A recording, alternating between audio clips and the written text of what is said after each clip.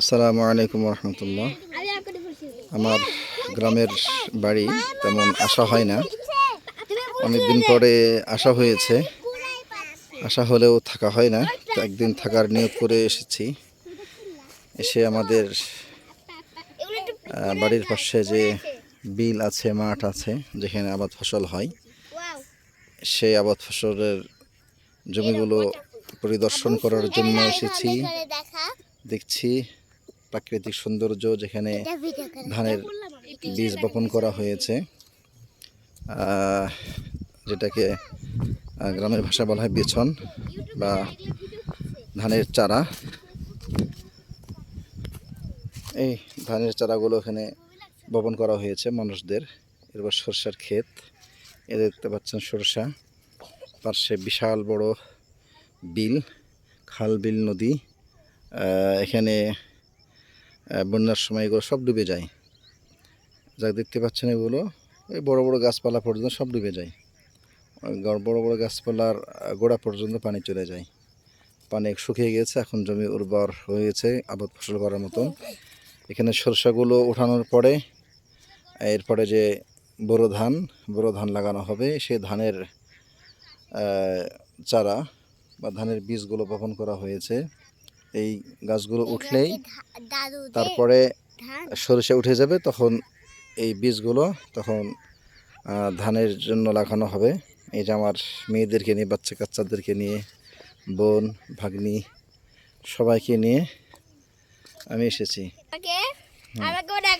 দেখতে পাচ্ছেন যে ভাগনা, তারপরে এটা বড় ভাগ্নি, ছোট ভাগ্নি, আমার মেয়ে, আর একটা এই যে ভাগনা আছে, সবাইকে নিয়ে মজা করছি আজকে এই মাঠে বিলে।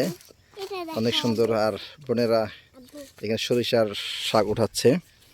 এই যে আমার মেয়ে দেখতে বলছে যে সে সরিষার ফুল তুলেছে। আমার ছোট ভাগ্নি অনেক মজা করছে, এমন মজা হয়তো কোনো সময় করা হয় নাই। তো আজকে সুযোগ হয়েছে, অনেকদিন পর আসলাম বাড়িতে থাকার নিয়েতে। বোনেরা আসছে, ভাগনা ভাগ্নি সবাই এসছে, সেজন্য ভাবলাম একটা দিন বাড়িতে সবার সঙ্গে সময় দিই, যে সময় কাটাই, ভালো লাগবে সবার সঙ্গে থাকা। ব্যস্ততার কারণে বাড়িতে তেমন আসা হয় না, তারপরেও সময় করে চলে এসেছি। এই তো সৌন্দর্য আমাদের। এটা সরিষার ক্ষেত, সরিষা লাগানো হয়েছে, ফুল ফুটছে কিছু কিছু, যদিও অনেক ঘন হয়ে গেছে। আর এখানে জমির দুইটা অংশ আছে, একটা নিচু জমি, একটা উঁচু জমি। হ্যাঁ, এটা নিচু জমি। আর উঁচু জমিতে এখানে আমার আব্বা এই তো ফুলকপি, মূলা, তারপরে রসুন, তারপরে পেঁয়াজ, এর মাঝে মাঝে আছে করলার গাছ লাগানো আছে। এইগুলো হচ্ছে আমাদের। তো যে আমার ছোট ভাই, সেও আসছে। সে ছোটোখাটো একটা কৃষিজীবীর মতন, যদি এবছর ইফতা পড়ছে সে, কিন্তু বাড়িতে আসলে আব্বার সঙ্গে সময় দেয়, আমিও দিতাম। এখন আর কর্মব্যস্ততার কারণে বাড়িতে আসাও হয় না, সময় দেওয়া হয় না। আসলেও তারপরে সময় দিই, কিন্তু ছোটো ভাইটা বাড়িতে বেশি আসে, বেশি সময় দেয়। তো এই হলো আজকের মোটামুটি ভিডিও।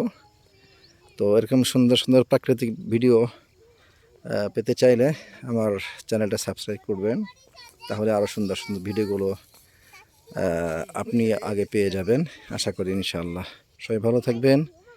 এই যে সূর্য ডোবার দৃশ্য অসম্ভব সুন্দর, এখান থেকে দেখা যাচ্ছে, অসম্ভব সুন্দর।